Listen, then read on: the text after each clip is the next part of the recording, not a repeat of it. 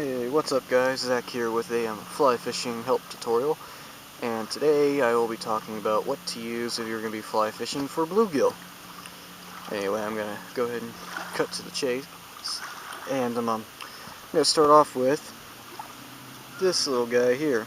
Get my camera to focus in. Probably can't see it that well, but this little guy is called an Adams dry fly, and they work really good for bluegill that like to fish on the top. Anyway, that's a dry fly, very small as you can see, because bluegill has small mouths. And number two is a copper john. I don't know if you guys have heard about these, but they're made by Cortland, and they work real well for trout, bluegill, anything that's small that would take them. Maybe sometimes even bass if you get to one to see it, because they're so small. Anyway, this one is, well, you can see why it gets its name, because the whole thing's pretty much made of copper wiring, got some fuzz and a little green speck right there, make it look like wings. That works real good. And how to fish with that is basically fling it out there, let it sit or sink for a minute, let it sink down, and eventually a fish will pick it up.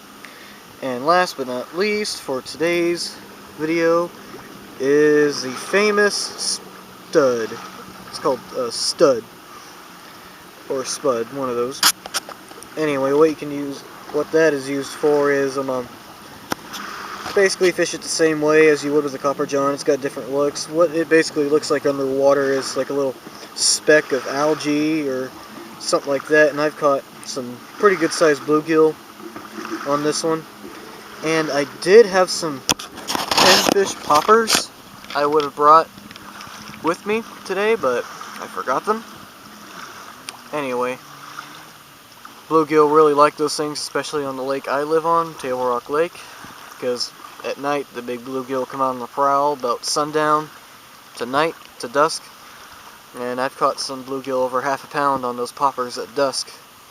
Anyway, that's about it. Thanks.